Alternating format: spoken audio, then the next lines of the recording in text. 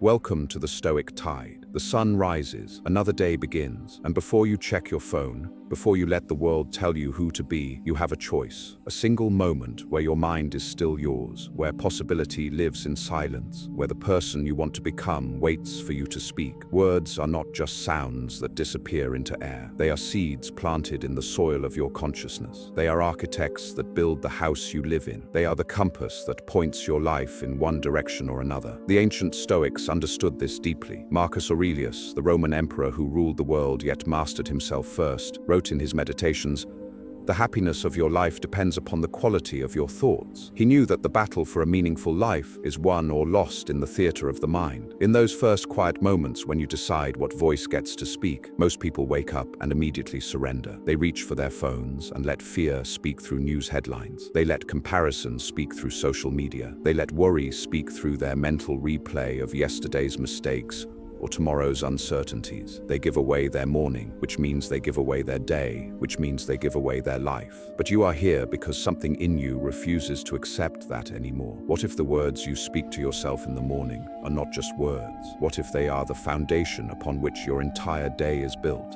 What if rewiring your mind is not about complicated techniques or years of therapy, but about 5 simple words spoken with intention, with belief, with the understanding that you are talking to the most important person you will ever know, yourself? Science backs this up. Neuroplasticity, the brain's ability to reorganize itself, shows us that our thoughts create neural pathways. Repeat a thought enough times and it becomes a highway in your brain. Your mind literally reshapes itself based on what you feed it. The words you speak in the morning are the first meal your consciousness consumes. Make it nourishing, make it powerful, make it count. Today I am giving you 5 words, not phrases, not paragraphs, just 5 words that carry the weight of Stoic wisdom and the power to transform how you see yourself, your challenges, and your potential. These are not magic spells. They will not work if you say them once and forget them. But if you commit to speaking them every morning, if you let them sink into your bones, they will change you. They will rewire the mental patterns that have kept you stuck. They will build a version of you that is stronger, calmer, more purposeful. The Stoics were not philosophers who hid in ivory towers. They were men and women who faced real battles, real loss, real suffering. Epictetus was a slave who became one of history's greatest teachers. Seneca advised emperors while facing exile and death. Marcus Aurelius led armies while writing about inner peace. They found strength not by avoiding life's hardships,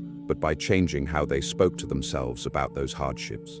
They mastered the internal dialogue, and so can you. Your mind is listening right now. It is waiting for instructions. It is ready to be rewired, reprogrammed, redirected. The question is, what will you tell it? Will you repeat the same tired stories of limitation, the same fears disguised as realism, the same excuses dressed up as wisdom? Or will you speak to yourself like someone who deserves greatness, like someone who is capable of growth, like someone who understands that the morning is sacred territory? Before we go deeper, if this message is resonating with you, if you feel that pull toward change, hit that like button, drop a comment below, and share this video with someone who needs to hear it. Subscribe to this channel because we are building something here.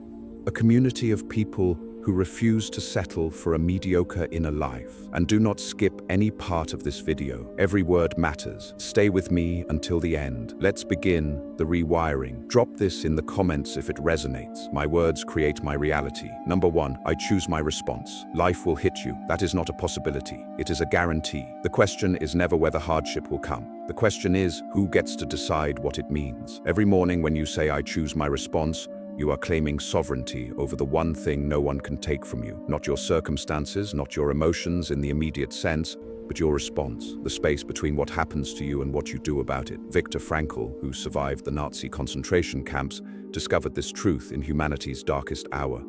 He wrote, "Between stimulus and response, there is a space. In that space is our power to choose our response. In our response lies our growth and our freedom." Think about what this means. Your phone buzzes with a message that changes your plans for the week. Your body aches from an old injury flaring up again. You see someone you care about making choices that hurt them. A dream you have been working toward hits an unexpected wall. In each of these moments, there is a split second where you stand at a crossroads. One path leads to automatic reaction, the path most people take. They collapse into helplessness. They let frustration consume their entire day. They build stories about why life is unfair. But when you wake up and say, I choose my response, you are training yourself to take the other path. the path of conscious decision. You are reminding yourself that you are not a leaf blown by every wind. You are not a puppet dancing on strings controlled by external events. You are a human being with agency, with choice, with power. This is pure Stoicism. Epictetus taught that we do not control what happens to us, but we absolutely control how we respond. He said there are things within our power and things outside our power. What is within your power? Your judgments, your intentions, your responses. What is outside your power? Almost everything else. The weather, other people's decisions, the past, the future. When you waste energy trying to control what you cannot control, you become weak. When you focus all your energy on what you can control, your response, you become unstoppable. Let me be practical.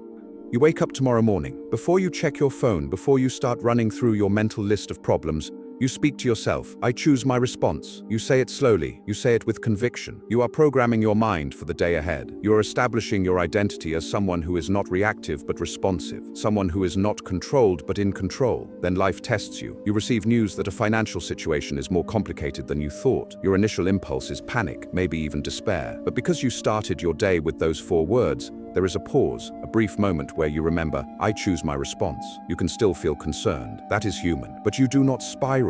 You do not catastrophize. You assess the situation calmly. You make a plan. You respond instead of react. Someone you trusted deeply lets you down in a way you never expected. The old you would have carried that betrayal like a stone in your chest for months. But you have rewired your mind. I choose my response. You decide to feel the hurt without letting it define your worth. You decide whether to have a conversation or to create distance. Either way, you are choosing. You are not being chosen for. You are the author, not the character being written. This is not about suppressing emotions. This is not about pretending everything is fine when it is not. This is about recognizing that between what happens and what you do next, there is power. Your power. The power to pause, the power to breathe, the power to ask yourself, who do I want to be in this moment? What response serves my growth, my peace, my values? The rewiring happens through repetition. Your brain has spent years, maybe decades, building automatic pathways that lead straight from trigger to reaction. You cannot erase those pathways overnight, but you can build new ones, stronger ones. Every time you say, I choose my response in the morning, you are laying down new neural tracks. Every time you actually pause and choose during the day, you are reinforcing those tracks. Over time, choosing becomes your default. Response becomes your nature. Marcus Aurelius ruled an empire but faced conspiracies, betrayals, plagues, and wars. He could have responded with tyranny, with cruelty, with despair. Instead, he chose wisdom. He chose patience. He chose to see obstacles as opportunities to practice virtue. He wrote, "You have power over your mind, not outside events. Realize this, and you will find strength." Say it every morning. I choose my response. Feel the weight of those words. Feel the freedom in them. You are not helpless. You are not a victim. You are someone who chooses. If this speaks to you, comment. I am the author of my reactions. Number 2, growth lies here. Pain is not your enemy. Discomfort is not a sign that something has gone wrong. The moment you feel stretched beyond what feels safe, beyond what feels familiar, that is not the universe punishing you. That is growth knocking on your door. When you wake up and say, growth lives here, you are making a declaration. You are telling your mind that this day, this moment, this challenge in front of you is not a problem to avoid. It is soil where something new can take root. The Stoics called this amarati, the love of fate. Not just accepting what happens, but embracing it as necessary for who you are becoming. Seneca wrote, difficulties strengthen the mind as labor does the body. He understood that we do not grow in comfort. We grow in the friction between who we are and who we are trying to become. Most people spend their lives running from discomfort. They stay in situations that drain them because leaving feels too hard. They avoid difficult conversations because confrontation feels too scary. They keep their dreams small because reaching for something bigger means risking failure. They have convinced themselves that comfort equals happiness. But comfort is where dreams go to die. Comfort is where potential gets buried under the weight of maybe someday. When you say growth lives here every morning, you are rewiring your relationship with discomfort. You are training your brain to see challenge differently. That anxiety you feel before trying something new, that is not weakness. That is your old self making room for your new self. That frustration you feel when progress is slow, that is not failure. That is depth being added to your character. That exhaustion you feel after pushing yourself, that is not breaking down, that is breaking through. Here is what this looks like in real life. You sit down to learn a skill you have been putting off for years. Maybe it is a language, maybe it is an instrument, maybe it is a craft you have always admired from a distance. The first attempts are clumsy. Your fingers do not move the way you want them to. Your mind cannot hold all the information at once. Every instinct tells you to quit, to go back to things you are already good at, to protect your ego from this humbling experience. But you started your morning with growth lives here. So you pause, you breathe, you recognize this feeling. This is not failure. This is the feeling of neural pathways forming. This is your brain literally changing shape to accommodate new knowledge. You stay with it not because it feels good, but because you have trained yourself to see discomfort as a sign you are on the right path. Or maybe the discomfort is emotional. A relationship in your life needs a boundary you have never set before. Your heart races at the thought of the conversation. Your mind offers you 1,000 reasons to stay silent, to keep peace, to avoid rocking the boat. The fear feels overwhelming because you are about to do something your nervous system has been programmed to avoid. Prioritize your needs when it might disappoint someone else. Growth lives here, right here in this fear, right here in this moment where you are choosing yourself even though it is terrifying. The old neural pathways are screaming at you to retreat, but you are building new ones, stronger ones, ones that understand that loving yourself sometimes means making others uncomfortable, that respecting yourself sometimes means other people will not understand, that growing sometimes means outgrowing. Epictetus was born into slavery. He could have spent his life in bitterness, cursing his fate, wishing for different circumstances. Instead, he found freedom in the one place no chains could reach his mind.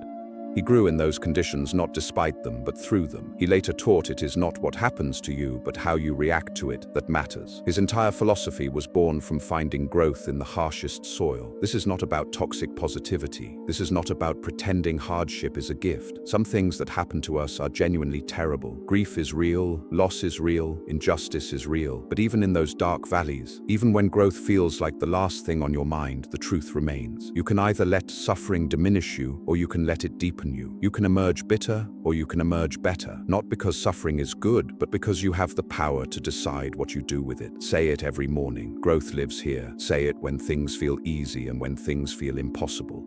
Say it when you are excited and when you are exhausted. You are teaching your mind to see every moment as an opportunity. You are building a version of yourself that does not shrink from challenge. You are becoming someone who understands that the best things in life live on the other side of what scares you most. Comment below if you're ready. I welcome the discomfort of becoming. Number 3, today matters most. Yesterday is a ghost. Tomorrow is a promise no one can guarantee. But today is breathing. Today is here. Today is the only canvas where you can actually paint. When you wake up and say, today matters most, you are pulling your consciousness out of 2 prisons that trap most people: regret about the past and anxiety about the future. You are anchoring yourself in the only moment that truly exists.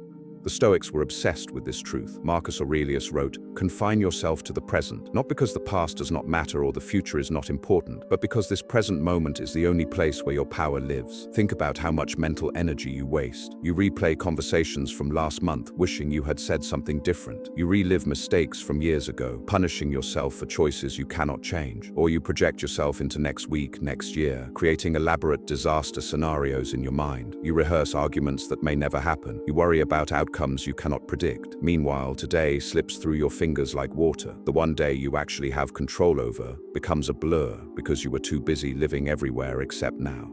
This is not just philosophy, this is survival. When you split your attention between past regrets and future fears, you are operating at half capacity in the present. You miss opportunities because your mind is somewhere else. You damage relationships because you are not fully present with the people in front of you. You make poor decisions because you are reacting to ghosts instead of responding to reality. When you say today matters most every morning, you are training your mind to come home, home to this breath, home to this moment, home to the only time and place where you can actually build the life you want. You are not ignoring the past. You are choosing not to live there. You are not denying the future. You are choosing not to be paralyzed by it. Here is what this looks like in practice.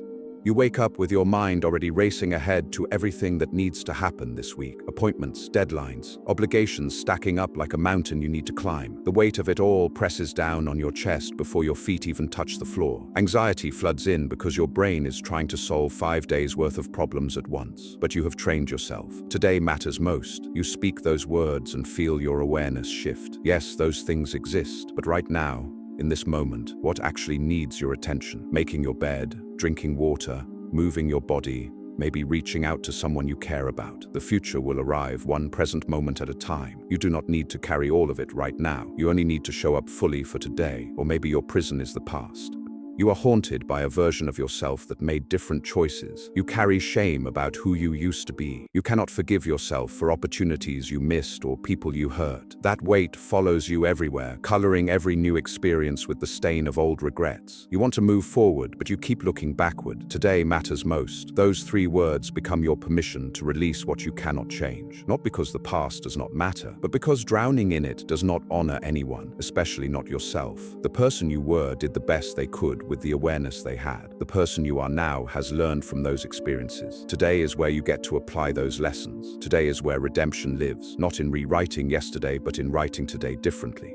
Seneca spent years in exile, stripped of his position, separated from everything familiar. He could have spent every moment bitter about what was taken from him or terrified about what might come next. Instead, he wrote some of his most profound work during that time. He understood that each day was a complete life in miniature. He wrote, "Begin at once to live and count each separate day as a separate life. Each morning was a rebirth. Each night was a completion." He squeezed meaning from the present moment because it was all he truly had. This rewiring changes everything. When you stop mortgaging your present happiness for future achievements, you actually become more effective. When you stop bleeding energy into unchangeable past, you have more strength for today's challenges. You become someone who is here, fully here, present in conversations, alive in experiences, engaged with what is, rather than haunted by what was or paralyzed by what might be. Say it every morning. Today matters most. Let those words pull you into now. Let them remind you that this day, this repeatable collection of hours, is your real life. Not someday, not back then, today, right here, right now. This is where you build everything that matters. Let me see this in the comments. I am fully alive in this moment. Number 4, I am enough. You have been carrying a lie for so long that it feels like truth. The lie that says you need to be more before you deserve peace, that you need to achieve more before you can rest, that you need to fix yourself before you are worthy of love. That lie has stolen years from you. It ends now when you wake up and say, "I am enough." You are not claiming perfection. You are claiming wholeness. You are declaring that your value is not contingent on your productivity. Your worth is not measured by how many people approve of you. Your humanity is not something you need to earn. The Stoics understood this at the deepest level. Epictetus taught that our true nature, our capacity for reason and virtue, is already complete within us. He said, "He is a wise man who does not grieve for the things which he has not, but rejoices for those which he has." You already possess what matters most. You just forgot to look. The world has trained you to feel insufficient. Every advertisement whispers that you are incomplete without their product. Every social media scroll suggests that other people have figured out something you are missing. Every comparison tells you that you are falling behind. The treadmill never stops. Achieve this goal, then the next one, then the next one. Make this amount of money, then double it. Reach this level of success, then climb higher. The finish line keeps moving because the game is rigged. You were never meant to arrive. You were meant to keep chasing. But what if you stepped off the treadmill? What if you stood still for a moment and asked yourself, who decided that I was not enough? Where did this measuring stick come from? When did I agree to let external achievements determine my internal worth? The answer will probably shake you. You never consciously agreed to it. It was programmed into you so gradually, so consistently, that you accepted it as reality. When you say I am enough, every morning, you are deprogramming. You are reminding yourself of a truth that existed before the world taught you to doubt it. You came into this world enough. No baby questions their worthiness. No child thinks they need to accomplish something before they deserve to take up space. That knowing, that fundamental sense of belonging, it is still inside you, buried under years of conditioning, but still there, still true, still waiting for you to remember. Here is what changes when you embrace this. You stop performing for approval. You stop twisting yourself into shapes that please others while betraying yourself. You make decisions based on what aligns with your values instead of what will impress people who do not really know you. You say no without guilt. You say yes without needing permission. You exist without apology. Someone questions your choices.